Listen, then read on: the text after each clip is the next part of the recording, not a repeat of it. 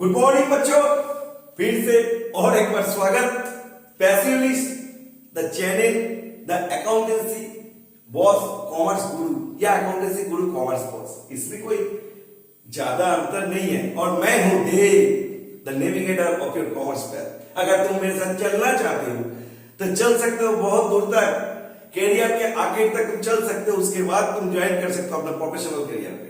तो चलो बच्चों, आज एक्सपेंस और एक्सपेंडिचर इसके बारे में थोड़ा सा डिस्कस करेंगे।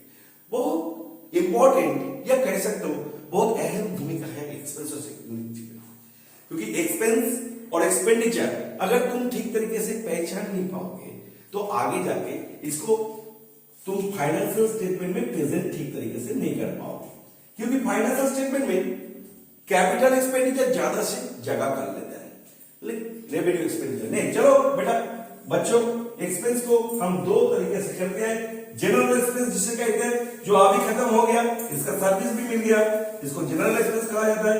और एक को कहता है एक्सपेंडिचर। एक्सपेंडिचर थोड़ा लॉन्ग टर्म का है। लॉन्ग टर्म दो टाइप में बांटा जाता है। एक्सपेंडिचर तीनों हिस्सों में बांटते हैं।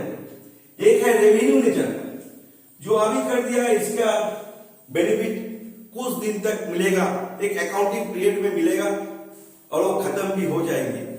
और रेवेन्यू के बाद कैपिटल एक्सपेंडिचर, ये किस टाइप का है? ये एक्सपेंडिचर करके तुमको फायदा एक लाइफ टाइम तक मिलेगा, मतलब कुछ अकाउंटिंग पीरियड कवर कर जाएंगे। अकाउंटिंग पीरियड का मतलब तुम समझ में आ रहा है तुमको? मतलब अकाउंटिंग पीरियड दो हिस्सा में बांटते हैं, जो मैं पीरियोडिक कंसेप्ट में बताया हूं। 1 जनवरी टू 31 दिसंबर ये एक अकाउंटिंग पीरियड है, या 1 अप्रैल टू 31 मार्च ये भी एक अकाउंटिंग पीरियड है। चलो, कैपिटल एक्सपेंडिचर के बाद और एक एक्सपेंडिचर बहुत अहम भूमिका निभाते हैं, जिसको कहते हैं डिफर्ड रेवेन्यू एक्सपेंडिचर। इसके बारे में हम आ रहे हैं, धीरे धीरे करके एक एक करके देखा है। तो नॉमिनल नेचर का जनरल एक्सपेंस, जैसे वेजेस पेमेंट किया, सैलरी पेमेंट किया, रेंट पेमेंट किया, ऐसे बहुत सारे चीज जो रिकरिंग बेसिस पे तुमको होगा, इसका सर्विस तुम बारी बारी पे मिलेगा तुमको। इलेक्ट्रिसिटी चार्ज पेमेंट किया, कोल फ्यूल ये सब पेमेंट किया, पावर के लिए पेमेंट किया, ये सब इसको एक्सपेंस के तौर पे लिया जाता है। ये अभी हो गया, इसको खत्म करना है। एक्सपेंस नॉर्मली नॉमिनल टाइप है, जो शॉर्ट टर्म के लिए तुमको सर्विस भी दे देगा और इसका खत्म भी हो जाएगा। लेकिन एक्सपेंडिचर आ जाए, revenue and capital. What is the difference between revenue and capital? ये जानना बहुत बहुत इंपॉर्टेंट है। मानो कि तुम्हारा कंपनी में एक मशीनरी है, मशीनरी को तुमको मेंटेनेंस करना पड़ता है, ईयरली सर्विसिंग करना पड़ता है। ईयरली सर्विसिंग तुम जिसको करोगे उसको तो हर बरस ईयरली करना पड़ता है और तुमको होल ईयर इसके सर्विस मिलेगा। ये जो मेंटेनेंस चार्ज तुम कर रहे हो मशीनरी के ऊपर, उसको कहते हैं रेवेन्यू एक्सपेंडिचर, क्योंकि वो एक बरस तक तुमको फायदा देगा। और मशीनरी जब तुम खरीदे थे तो machinery is capital expenditure. Machinery के ऊपर जो खर्चा तुम्हारा हुआ था that is capital expenditure, because capital expenditure मतलब कैपिटल एसेट की इक्विवेलेंट, मतलब ये बहुत दिन तक तुम्हारा बिजनेस में रहेगा, फायदा देगा तुमको, इसीलिए इसको कैपिटल एक्सपेंडिचर कहा जाता है। समझ में आया? रेवेन्यू क्या है और कैपिटल क्या है? हाँ बच्चों, क्या बोल रहे हो? समझ में आया? कैपिटल और रेवेन्यू, इसके लेकर आर्गुमेंट बहुत चलता है, कैपिटल एंड रेवेन्यू। तो बच्चों एक चीज ध्यान से ख्याल रखना कि जब तुम किसी भी चीज, मतलब ऐसे कुछ बिजनेस में खरीद रहे हो जो बिजनेस में बहुत बरस तक रहेगा और तुमको फायदा देगा, उसको कहता है उस चीज के लिए तुम जो एक्सपेंस किए थे उसको कैपिटल एक्सपेंडिचर कहा जाता है। उसको मेंटेनेंस करने के लिए जो चीज तुम करोगे, जो एक्सपेंस तुम करोगे, उसको रेवेन्यू एक्सपेंडिचर कहा जाता है। तो समझ में क्लियरली आ गया ना? आ गया ना? अरे मजा तो आएगा, अभी तो आहिस्ता आहिस्ता सब जा रहा है।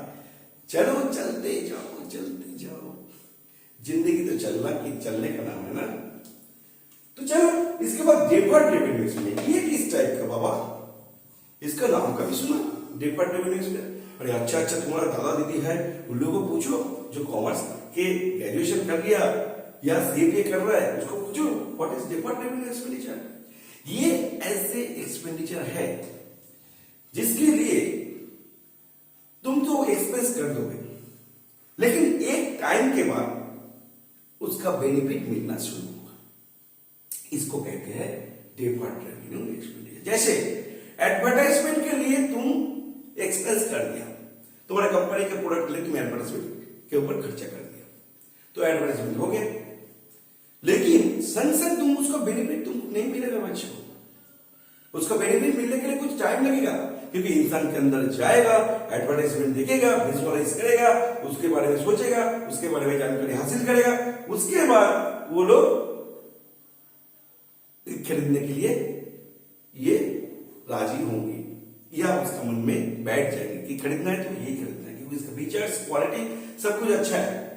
तो ये जो करते हैं, ये जो एक्सपेंस कंपनी करते हैं ना प्रोडक्ट को सामने लाने के लिए या सर्विस को सामने लाने के लिए कि ये सर्विस हम लोग देते हैं, इसके बारे में जानकारी देने के लिए जो एडवर्टाइजमेंट, ज्यादा से एडवर्टाइजमेंट ही होता है, एडवर्टाइजमेंट के ऊपर खर्चा करते हैं, ये advertisement expense is genuinely deferred revenue expenditure. ऐसे कुछ एक्सपेंस है जिसको डेफर्ड रेवेन्यू एक्सपेंडिचर कहा जाता है, लेकिन advertisement mostly common and deferred revenue expenditure इसका आधार होता है। और एग्जाम में ये क्वेश्चन जरूर आएगा एमसीक्यू में कि कुछ एक्सपेंस को दे दिया, उसको क्लासिफाई करने के लिए बोला, शायद मेरे ख्याल से अभी तुम लोगों को क्लियर हो गया कि एक्सपेंसेस कितना क्लासिफिकेशन इसका हो सकता है और क्या नहीं हो सकता है। तो बच्चों समझ में आ गया ना? चलो नेक्स्ट क्लास में मिलते हैं, टाटा।